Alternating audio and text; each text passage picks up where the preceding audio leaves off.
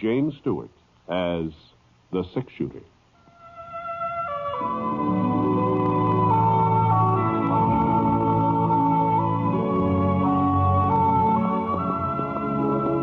The man in the saddle is angular and long-legged.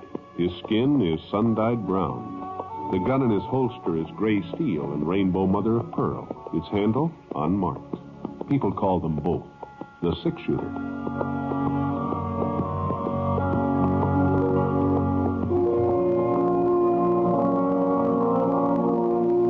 The NBC Radio Network presents James Stewart as the six-shooter, a transcribed series of radio dramas based on the life of Britt Ponset, the Texas plainsman who wandered through the Western Territories, leaving behind a trail of still remembered legends.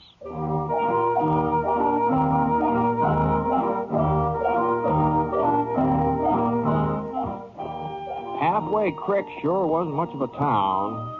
Oh, that was a general store and cafe, rooming house, and a blacksmith shop. That's about all there was to it. And I'd never figured out where the place got its name, either. It didn't seem to be halfway to anything. As a matter of fact, it was right at the end of the trail from Santa Fe. The only thing further west was a couple of small farms and Gid Bascom's 7 Ranch. That's where I was heading at 7 to see if I could sign on with Gid for the spring roundup. Oh. Wow, it didn't look like I was going to have to ride out all the way. Oh, boy. Oh. Yeah. Well, there was Gid himself pounding down the main street, 5 or 6 fellows behind him. Well, if he had that many men working for him already, he probably wouldn't have much use for me. Hey, Britt. Britt Ponset. Howdy, Gid. Where in the name of Moses you come from, Britt? Oh, no place special. I was laying some railroad track out of Denver for a spell, but then I thought it was about time for me to hit the saddle again. Well, if you're looking for a job, we can always use an extra hand, can't we, boys? Well, it's mighty nice of you, Gid. To tell you the truth, I was sort of hoping that you had room for another. Well, go on, Britt. Oh. I guess you've got enough help here without me. Well, my outfit's been growing since you were through here last. But we're stretched clear over to Apache Hill. You don't say. Yeah, it takes a lot of riders to cover that much ground. Yeah, I guess it does. Oh, come on then, let's go. We're on our way back to the 7 right now. Mm-hmm. Well, maybe next roundup, Gid. Well, what's the matter with you, Britt? You said you were looking for work. I reckon I'm what changed Ponset's mind, Gid. I reckon he's a little too fancy to ride alongside me. Huh? How about it, six-shooter? You boys know each other? We met up. Yeah. Well, take it easy, Gid. I'll be seeing you. Now, hold up a minute, Britt. You go ahead, boys. I'll catch up with you. I want to talk to Ponset. You're wasting your breath. I'm still boss of the 7, Clint. I don't need no advice from you. Sure, Gid, sure.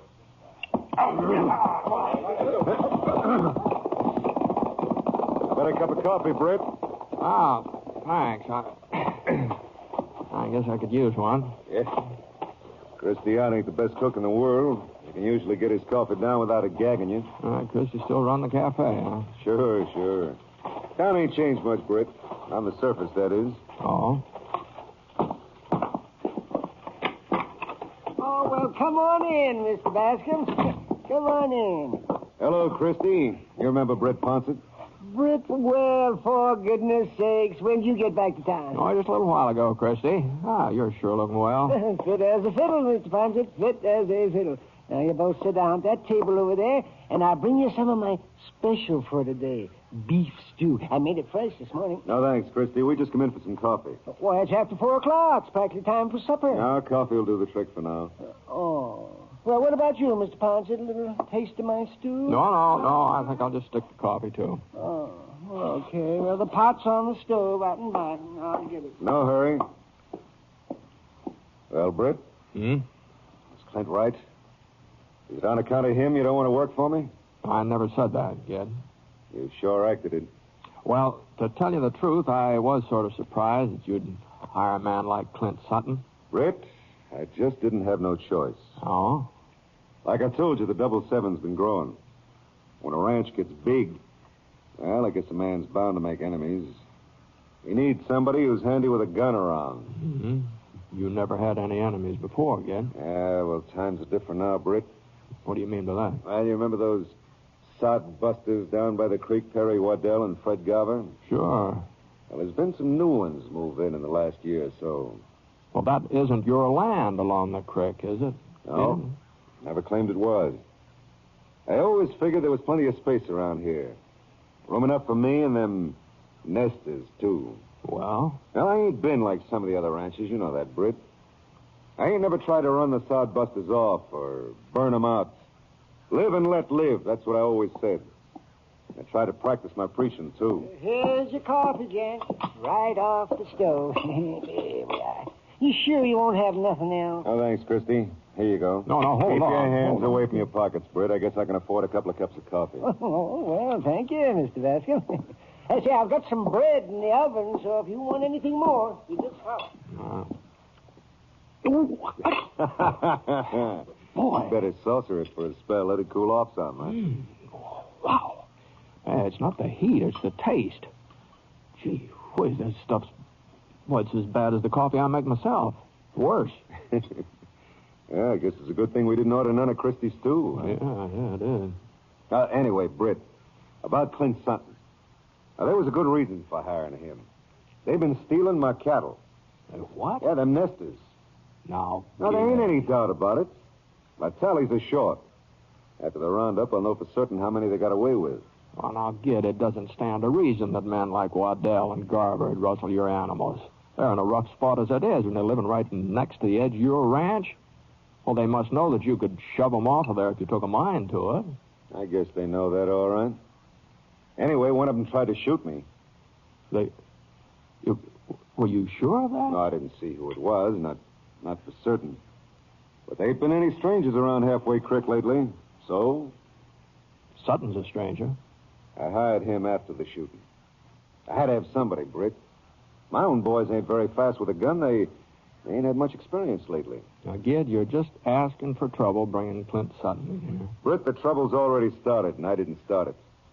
They did. Of course, if I had known you were coming into town, I wouldn't have taken Clint on. Well, if what you wanted was a gun, I'm not the man for you. I reckon Clint is. Well, that's the way you feel, Britt. That's the way I feel.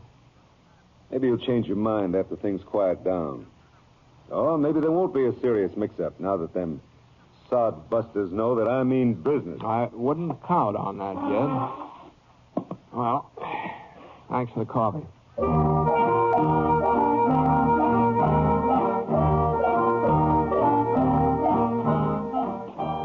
Well, I was getting on toward evening now, and I was beginning to feel some hunger pains down the pit of my stomach. Oh, I sure didn't like the idea of sampling Christy Ott's stew, though. I figured I'd be better off to buy some cold grub at the general store, so I headed across the street. Just as I started to go in the front door, I saw somebody staring at me from behind a wagon over to the blacksmith shop. Sun was directly behind him, so I couldn't tell who it was exactly. Not until it came around into the shade. Britt? That you, Britt? Huh? Yeah. Well, don't you recognize me? Perry Waddell? Oh, sure, Perry. The sun was in my eyes. I couldn't see it. You busy, Britt? No, not especially. Well, I'd like to talk to you if you got a minute spare. Busted one of my wagon wheels this morning. I'm waiting for Sam Todd to see if he can put it together. Mm-hmm. Well, how have things been going with you, Perry? Not so good, Britt. Not so good. Yeah, I was just talking to Gid Bascom. What's behind the trouble, anyway? Same old story, I reckon. Big ranch, small farms, there just ain't room for 'em both. There's always plenty of room before. Perry, Gid tells me that some of his cattle are missing. Oh, that's just his excuse to get rid of us. Uh-huh. And I ain't no thief, Britt. Oh, of course not, Perry. But I understand that they've been some new families moving in. Is that right? Any farmer who steals from Gid's herd, he'd be plumb loco. He'd just be asking for Gid to burn him out. Yeah, that's true enough. I suppose Gid told you somebody took a shot at him, too, and said it was one of us. He mentioned something about it, yeah. He just needed a reason for bringing that Clint Sutton in here. Clint's a killer, pure and simple. Ain't bad enough that Gid wants our land. He's got to hire a gunfighter to take it away from us. Well, Gid never objected to your farms before, Perry. There was always plenty of other land waiting for him. Now he's pushed his ranch clear to Apache Hill. He can't go no farther in that direction, so he's got to spread east. And we're in his way. It just somehow doesn't sound like Gid. He sure seems sincere when I talk to him. Now, I'm almost certain he believes somebody's been rustling his cattle. Britt, I swear to you that I never so much as laid a hand on any of his stock. Well, that's none of my concern, Perry. I'm leaving town anyway. Oh, you can't leave, Britt. You got to stay here. I what? You're the only man who can stand up to Bascom. And Sutton. Oh, now, hold on, Perry. Oh, we couldn't pay you much, but we'd all chip in and give you what we can. I told Gid I'm not a hired gun. I'm going to tell you the same thing. Britt, my farm's all I've got in this world. I spent 21 years trying to build it up into something that'd mean a decent living for my wife and kids. Nobody's going to take it away from me now. Well, I understand that. Hey, look at that. It looks like somebody's in a rush, huh? It's Ruth Lovett. Oh? Oh, he's homesteading a place right next to mine. Ruth, what's your hurry? I gotta see you, Perry. Sure? Yeah, but it's real important. Well, I was just going into the store anyway, so I'll see you later. No need for you to rush off, Britt. Ruth, this here's Britt Ponset. You can speak your mind in front of him. Six-shooter? That's right. Real pleased to meet you, Mr. Ponset. Howdy.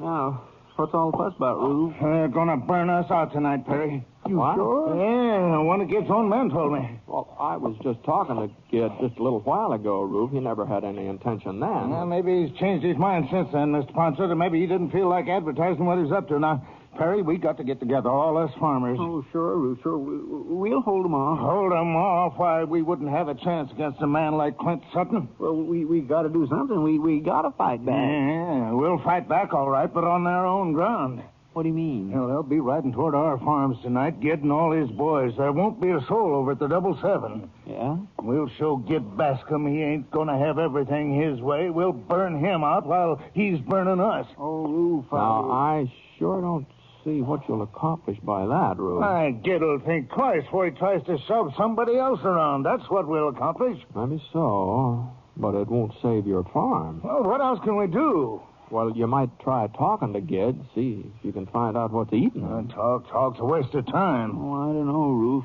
Maybe he'll listen to reason. Has he ever listened to us before? Well... Besides, what about Clint Sutton? Who's going to reason with that gun of his? Yeah, I kind of forgot about Clint.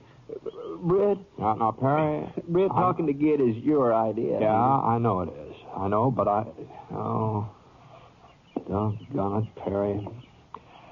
All right, I'll see if I can head him off. Now, you and Ruth go back to your farm. Stay put, huh? Okay, Mr. Ponset. You don't know how much this means to us, Britt. Yeah, I see. Got it. Maybe someday I'll learn to keep my doggone ideas to myself.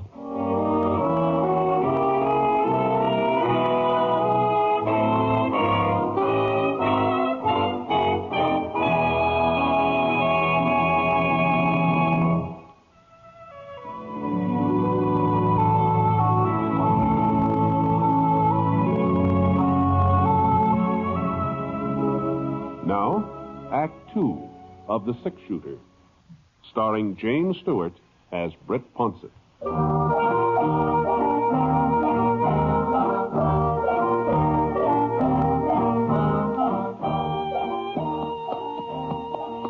Gid Bascom's ranch house is about a 3-hour ride from town, so around about 8 o'clock I figure I was halfway there. The moon was just beginning to silver up the top of Apache Hill. I hadn't been too sure of the trail, but now that things were lightening up some, I gave Scar a little nudge. Come on, let's go. It was real sandy country.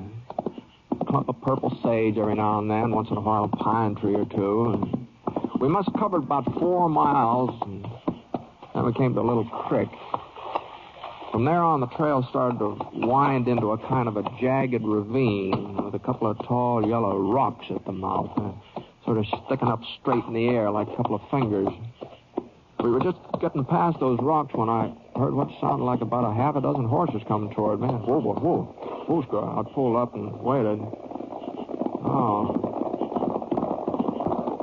Howdy, kid.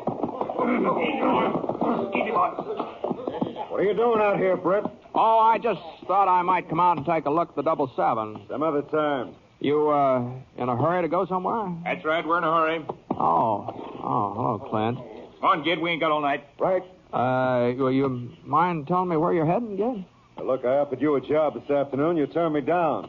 I don't see where anything I do from here on in is your concern. No, it sure isn't. But I was just noticing, and it looks to me like you've got the whole crew with you. What if I have? Well, that must be something kind of important to take you all the way out here, away from the ranch this time of night. We're going to burn out a bunch of Stephen rustlers. Is that important enough for you, Ponset? Thanks. Well, you might as well know it. You can't do nothing to stop us. What happened, Ged? You weren't planning anything like this when I talked to you a little while ago. Clint found 5 of my steers over in a canyon behind one of them farms. Well, maybe your steers got lost. Maybe they just strayed over that way. And hobbled themselves? Well, even so, it seems to me like this is a matter for the law. There ain't no sheriff in Halfway Creek. You know that, Britt. Well, there's a sheriff at Bixby Falls. Somebody go over and get him. You get him if you want him, Ponset. We got other things to do. No. Come on, kid. No, I wouldn't let Clint hurry me if I was you, Gid. What difference does it make? It might make a lot of difference.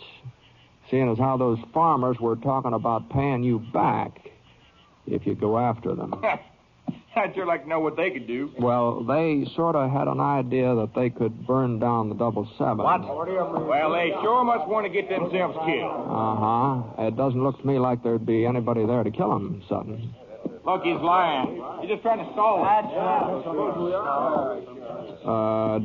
Do you think I'm lying, Gid? Turn around, boys. We're going back to the ranch. Well, you're crazy, kid. Them nesters wouldn't be fooling us. Turn around. Now, let's go.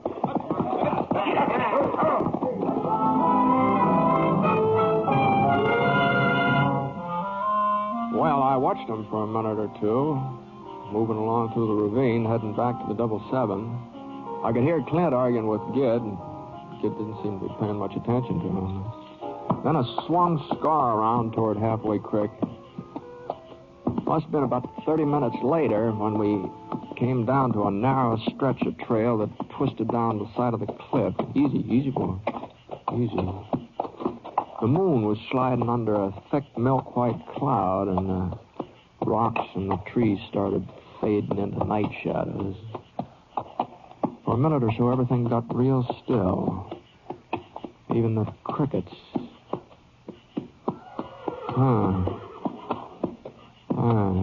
Somebody else was taking the same trail.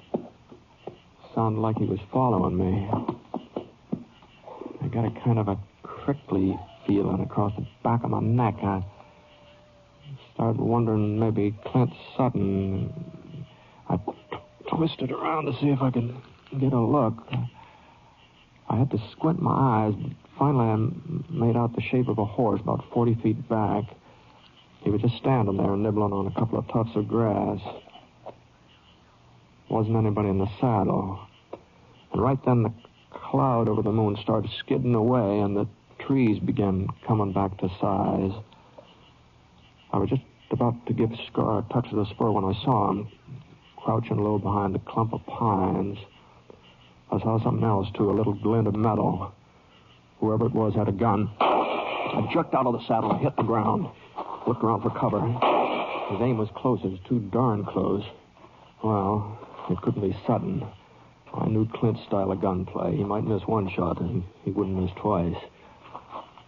And then I spotted a little gully a few feet to my left, and I crawled toward it, keeping as low as I could. I was almost there before he had a chance to fire again. When he did, I started rolling, and I tumbled down into the draw. I took out my gun. I was hoping he'd think he'd hit me, that his bullet had sent me over the side. I couldn't hear him move. I pressed flat, and I pulled up behind a couple of big tumbleweeds. I sort of cut down my chance of him spotting me.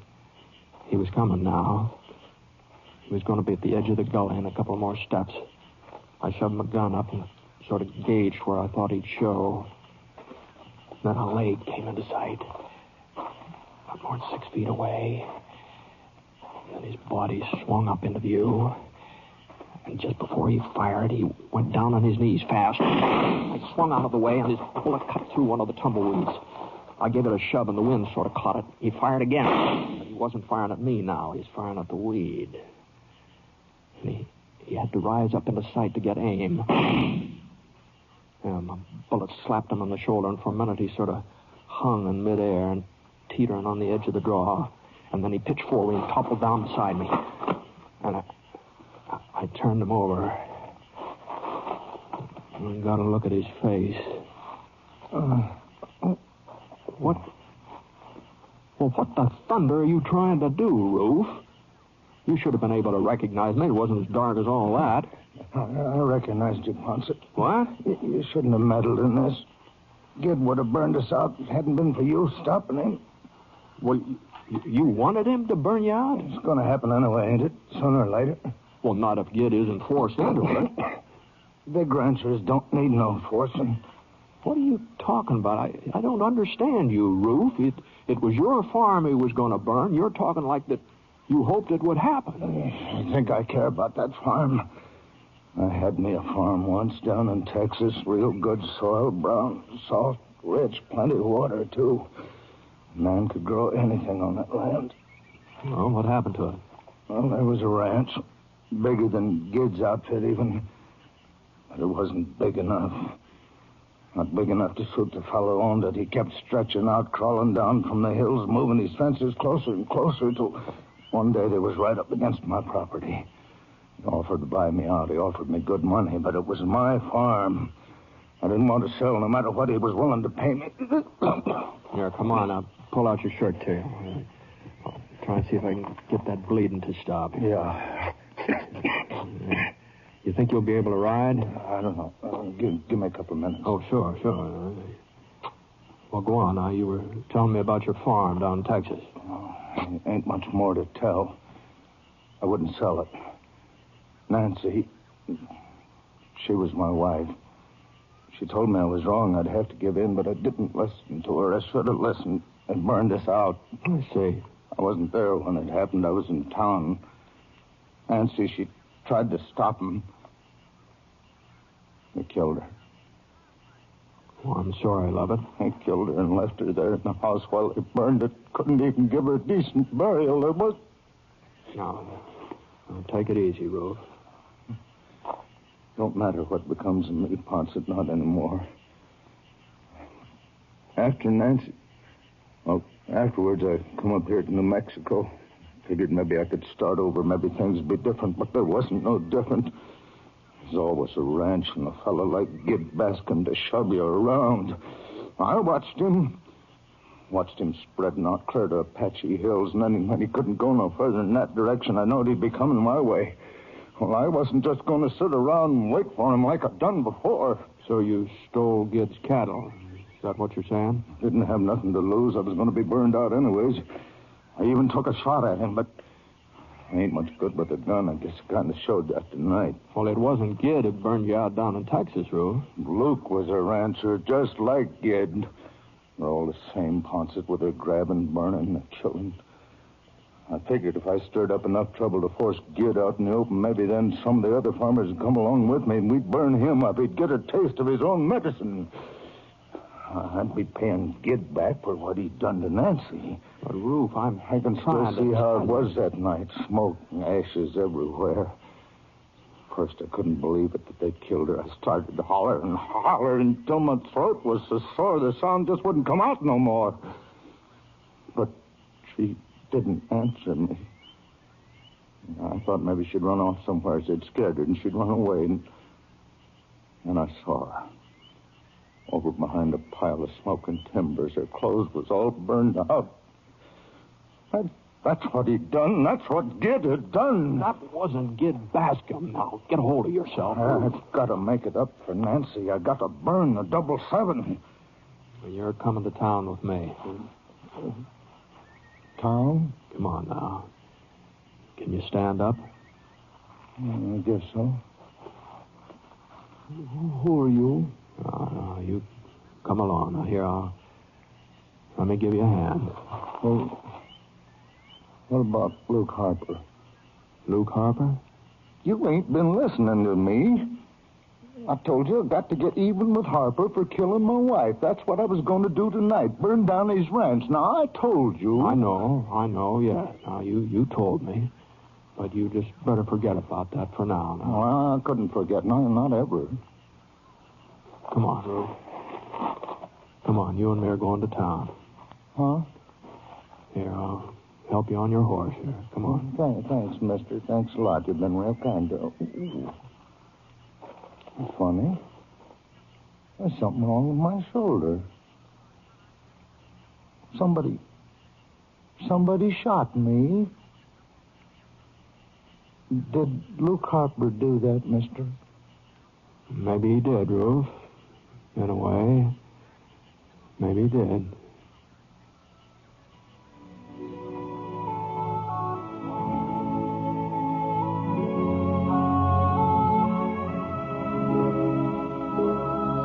I took Ruth as far as Perry Waddell's house, and Perry went in to get the doc. It looked like Ruth was going to be all right. At least it looked like he'd get over that wound in the shoulder. But whether he'd really ever get well again, I guess even the doctor couldn't tell that. The next morning, Gid Bascom rode into town, found out what had happened. He said he was willing to forget about the stolen cattle and the other trouble Ruth had caused him. And he said he'd get rid of Clint Sutton, too. He didn't come right out and admit it, but I've got a hunch he was kind of sorry that he'd hired Sutton in the first place. It just goes to show you there's differences in ranchers like anything else.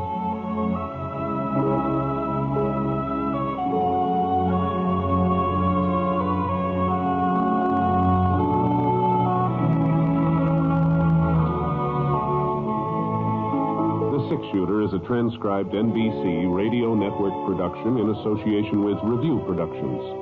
It is written by Frank Burtz and is based on a character created by him. Mr. Stewart may currently be seen in the Universal International picture The Glenn Miller Story. Others in the cast were Lamont Johnson, Gerald Moore, Bob Griffin, Parley Bear, and Howard McNear. Special music for this program was by Basil Edlin, and the entire production is under the direction of Jack Johnstone. All characters and incidents were fictitious, and any resemblance to actual characters or incidents is purely coincidental. Oh, by the way, you'll be interested in knowing that the Six Shooter has been chosen for broadcast to our men overseas through the facilities of the Armed Forces Radio Service. This is Hal Gibney speaking.